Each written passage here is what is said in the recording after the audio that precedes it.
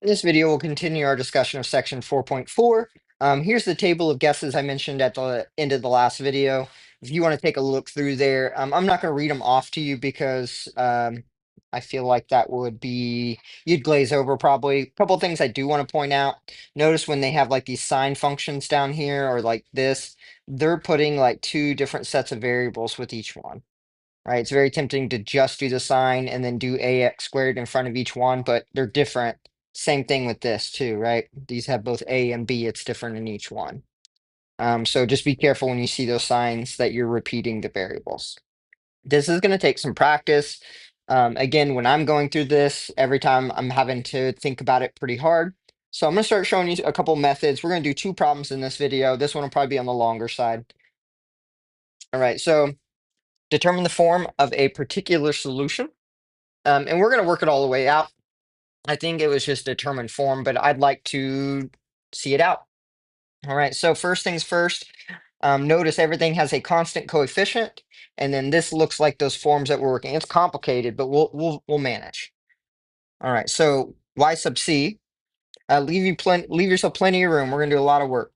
So y double prime plus 4y prime plus 4y equals 0. So that's the homogeneous case. So we get m squared plus 4m plus 4. All right, well, that factors to m plus 2 squared equals 0. So m equals -2, and then I like to put this to help myself remember repeated roots. So y sub c then, if it's repeated, I get a c1e to the -2x, and then a plus c2x e to the -2x. Right? That was our rule for repeated, and if it was repeated again, I would do an x squared, and I'd keep going. Right, so there is my homogeneous solution. And then what that's going to lead to, if we look here at our guess, if you start thinking about our particular solution, well, I see this over here, and I'm like, oh, well, then it would be something, don't write this down, something probably like this. Right? But notice that these are both involved, right? They're both, this is this thing with A being C1, and then this thing is this thing with B being C2. They're captured in the homogeneous case, which means that whatever you pick here is going to make this equation 0, not that. So that's why I can't reuse it. So what we do instead, I'll show you the method that I kind of stumbled on that has helped with my guessing, is I know I could rewrite this thing as 3 plus x times e to the -2x. We want to do that if you see it. And then now we can notice this, and I'll show you how to take account for it. That is an ax plus b polynomial times e to the -2x. But if you notice, that's exactly what I just wrote down. I just put the x on the a instead of the b. How we take account for that, anytime I have a repeated root, I'm going to multiply by x squared. If it's repeated 3 times, I'm going to multiply by an x cubed. So my actual guess for this problem is going to be ax cubed plus bx squared times e to the -2x. Again, we did it because I already know those other solutions are going to give me zeros. I need it to turn out to be that right box side up here. All right, so this is where it gets heavy, is all the derivatives. It gets really nasty. So I'm going to work from my notes pretty directly so I don't lead you astray. When you're doing this on your own, go slow, make sure everything's correct with every step because you're going to do a wall of work. And if you make one little mistake, it's all going to go wrong. All right, so y sub p prime, all right, I get 3ax squared plus 2bx times e to the -2x. This is a power rule. So now I'm going to multiply everything by -2. So -2ax cubed minus -2bx squared times e to the -2x. And then to make it, we have to go all the way up to the second derivative. So I'm going to put these together to kind of help myself out. So this is 3ax squared. Let's go ahead and, no, that's fine. -2ax cubed minus 2bx squared plus 2bx e to the -2x. I have some squares there. It's not going to really help us out if we put those together. So I'm just going to leave it. That's why I paused a second ago. All right, y sub p double prime. All right, I got 6ax minus 6a minus 4b, and then that constant, oh, that's not a constant, 2b at the end, e to the negative 2x. And then the chain rule the other way, I'm going to multiply everything inside by negative 2.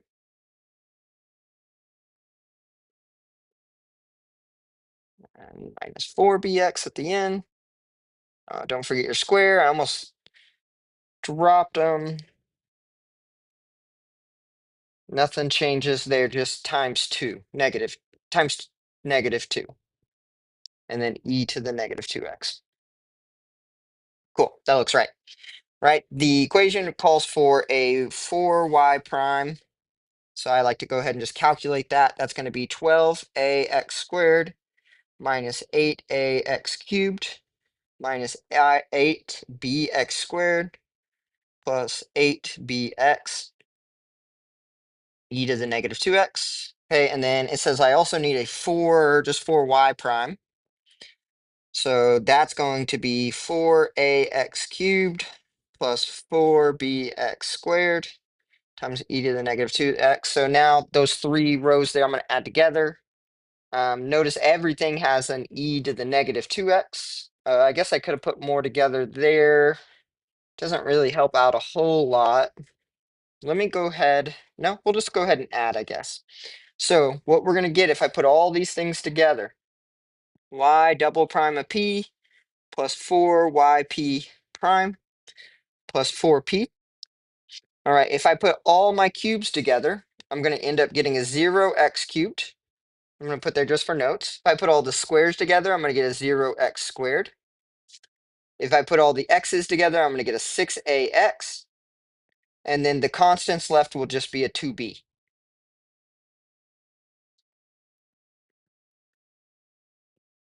Okay, now it matches to the very beginning. If you're wondering how we came up with all those, like we could go through and I'm going to highlight. Okay, so if I highlight all the cubes, here's a cube, here's a cube.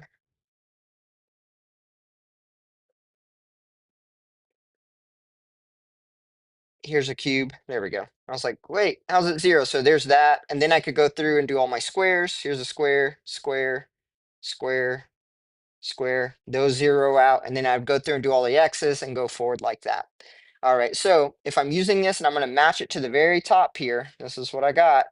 Then the number in front of the 0. Okay. So 6a, that's the number in front of x, which is just a 1. And then 2b will be equal to 3. All right, so that means A equals 1/6 and B equals 3/2. So I have a particular solution now. The particular solution is 1/6 x cubed plus 3 over 2 x squared e to the negative 2x. And then that leaves me with my general solution, C1 e to the negative 2x plus C2 x e to the negative 2x plus 1/6 x cubed plus 3/2 x squared times e to the negative 2x. And there's my final solution there. So this is the main point of this example, why this popped up, was because at the top here, this guess, we would have guessed this, right? But this told me up here that since these already existed, those are the same thing, right? If I let A be C2 and B be C1, it's the same exact thing. So we multiplied by this x squared. How I realized I should do x squared is right there. If it's repeated twice, do an x squared. Okay. Some of these are going to be like, we broke the rule to come up with this guess. Some of them are going to be like a direct guess, makes perfect sense. This section is going to be a little frustrating. I'm just going to forewarn you. That's why I'm telling you to go slow. And every time you do a derivative, every time you put things together, you should stop and double check that those are correct. All right, I'm going to do one more for this video. This one gets pretty long, so please write small. So what tells me to use this method, constant coefficients, and then that looks like a form that's a polynomial times sine. So we can come up with solutions probably. So complementary homogeneous solution is 5y double prime minus our y equals 0. Well, that's 5m squared minus 1. Be careful with that. So m is plus or minus the square root of 1/5. All right, so since it's that, the y complementary solution is C1e to the positive square root of 1/5 x plus C2e to the negative square root of 1/5 x. All right, so there's my homogeneous solution. Now the particular solution, this guess gets a bit tricky. I see the x squared. This none of these solutions are going to come out of that, right? Those are e's. So this guess is going to be pretty straightforward. Now I just have to be careful. I know I'm going to have an ax squared plus bx plus c times cosine, but I'm also going to have, and I can't, the mistake I would make often is I put a again, but you got to put, these are different. They might end up being the same, but we don't know. All right. This is where the derivatives get pretty heavy, so go slow.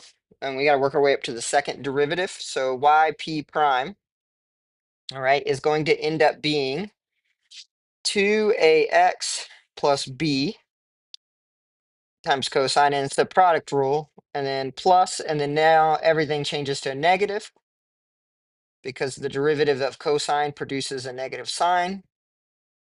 Then I'm going to go down here to just kind of help out with space. I get 2dx plus e times sine. And then I'm going to keep the stuff in front, dx squared. That's just a bracket right here, by the way. Dx squared plus ex plus f, and then times cosine. Okay. I'm not even going to use that derivative, but now we're going to add, we could put our, yeah, let's do all our sines and cosines together. So y prime is going to be, if I put things together here, I get 2ax plus b plus dx squared plus ex plus f. All that's times cosine. And then if I put the other stuff together, I get negative ax squared minus bx minus c plus 2dx plus e, and all that is times sine x. Okay, so there we have that. We have to get all the way up to the double prime though, unfortunately. So we get to do it again. So take your derivative, I get 2a plus 2dx plus e times cosine plus, and then the negative of all that.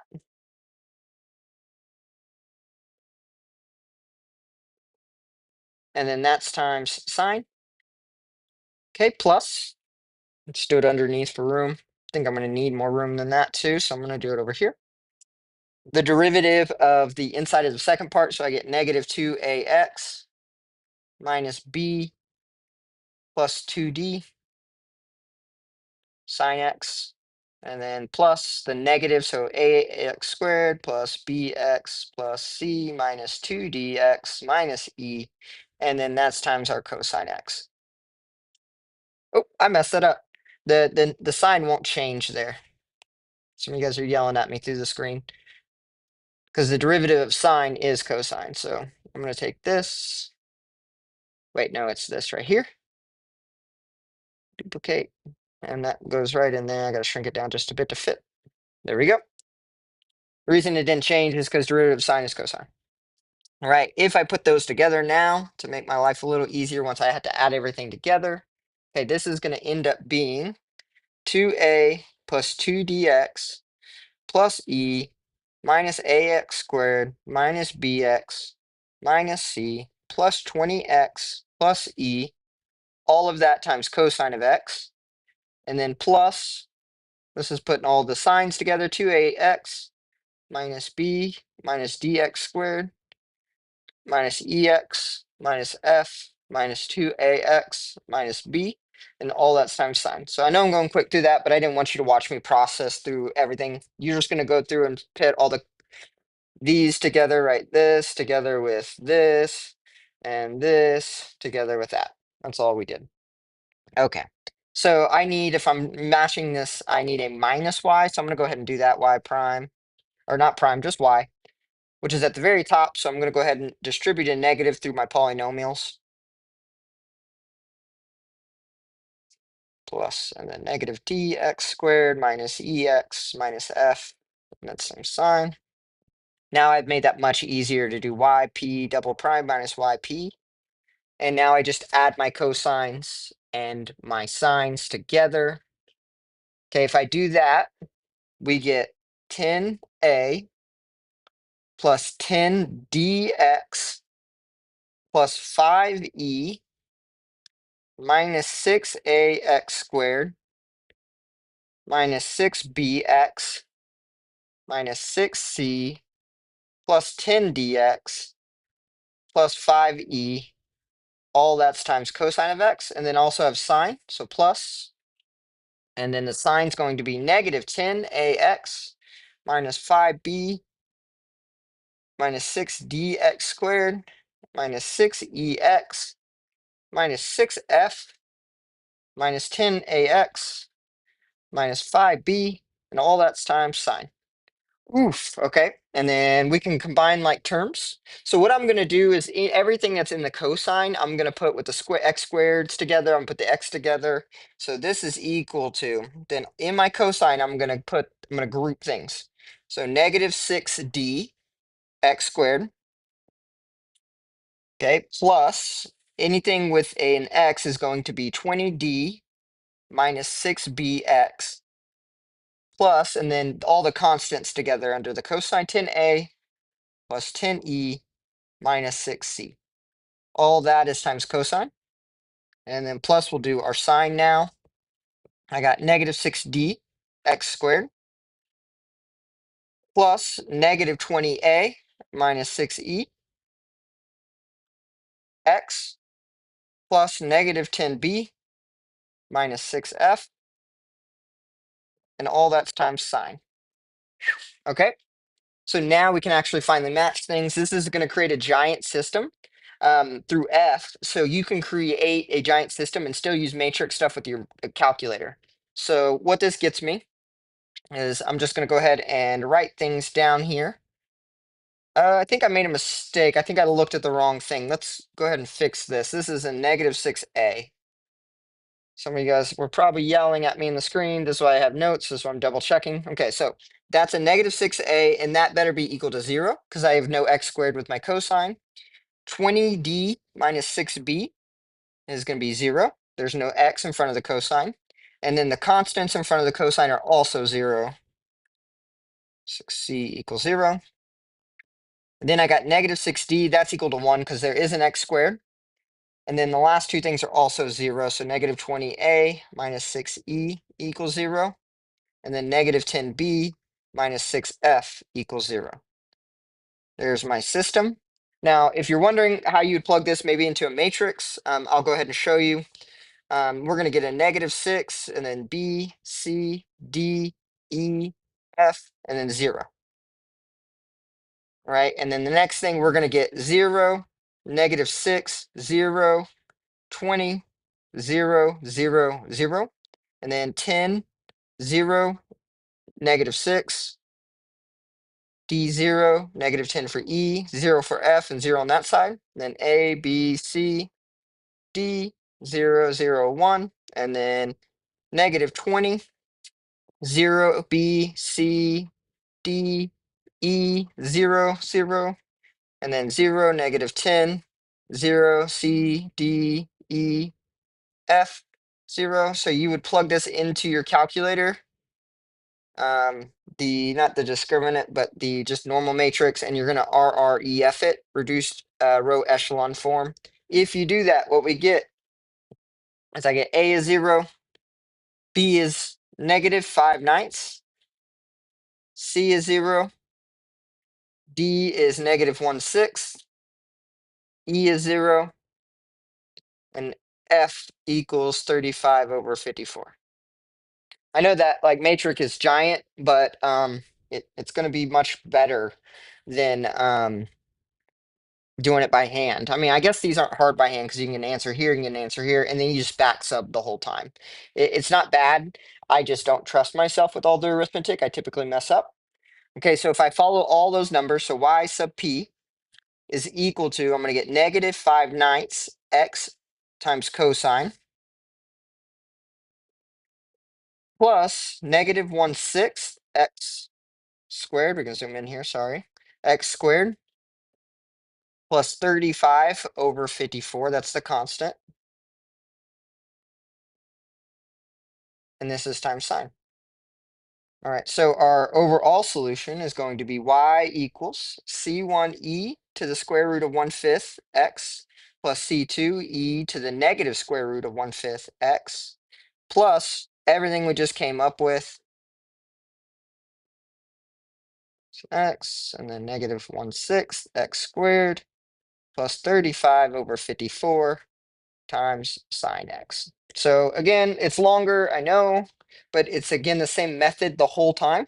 The only thing that's going to be difficult will be picking your guess, and then you'll just have to make sure your derivatives are right. And then I promise you're going to want to use software to come up with your systems.